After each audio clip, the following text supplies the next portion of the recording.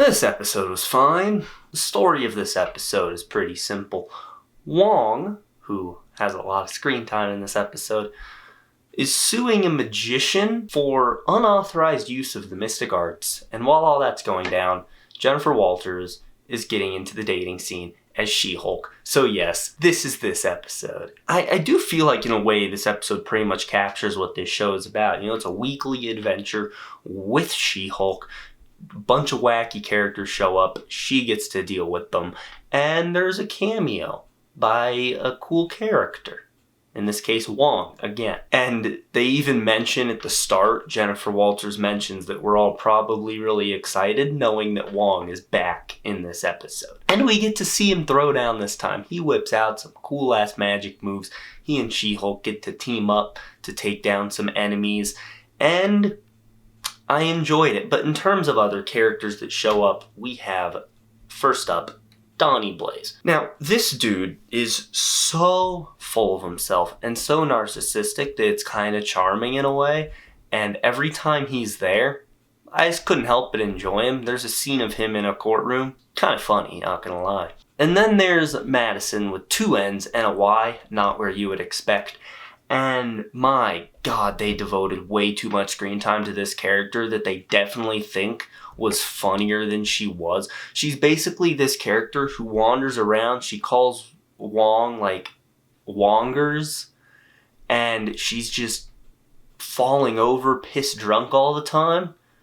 And apparently they think that's funny. And they devoted time to it they could have spent either focusing on the main storyline of the show or giving to cooler characters. And She-Hulk's side storyline of finding guys to date, I actually did think was kind of fun. It worked, especially juxtaposed with her trying to find guys to date and then Wong trying to prevent someone from opening a portal to hell and unleashing demons upon Earth. And yeah, so She-Hulk's going out with all these other guys, and there's a montage of her going out with dudes, and each of them is an asshole in their own unique way. And speaking of assholes, this episode once again brings in a dude out of nowhere just to treat women like objects, which, makes sense. Guys do that. That said, Marvel, can you find a more subtle way to implement that, please? I did like how lighthearted the episode was.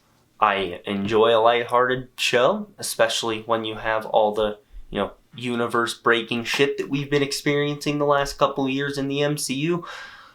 But make it good. So now let's get into some big issues I have with this episode. At the end of episode 3, She-Hulk was attacked by the Wrecking Crew. They were trying to get her blood. It was teased there's a big bad behind the scenes. They dropped that. They mention it in one throwaway line. So yeah, I guess we just forgot that was going on. Blonsky is actually discussed. Abomination's talked about.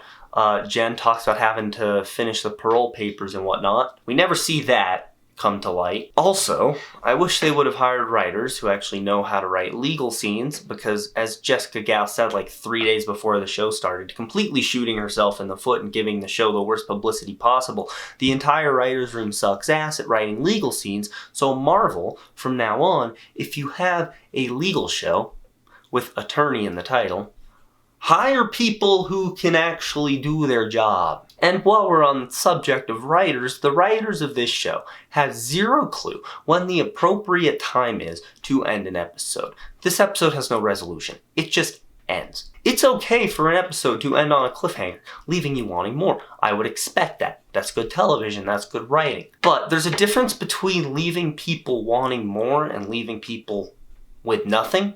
That's what this episode does. Sure, they briefly resolve the conflict of the episode involving Wong, She-Hulk, and Donnie Blaze, and sure, they briefly wrap up Jennifer's dating subplot, but you would never think the episode is almost over. In fact, it feels like it's ramping back up, and then She-Hulk just points out, oh yeah, the episode's over, maybe the post-credit scene will be fun, and that goes to credits, and newsflash, the post-credit scene, it sucked. There was no resolution. The episode just stopped. That's all I've talked about non-spoilers. There's a minute or two worth of spoilers I want to talk about. If you haven't seen it, if you care about if you don't want to get spoiled and you haven't seen it, leave now. If you have seen it or you don't give a shit about being spoiled, stick around. Just going to talk about a couple small things here. So first off, let's talk about Donnie Blaze. A lot of people thought he was Ghost Rider. I don't think that's the case at all, because I honestly don't think they're going to bring him back. I don't see why they would need to. They kind of wrapped that up. I don't even know if we're going to see Wong again, quite honestly.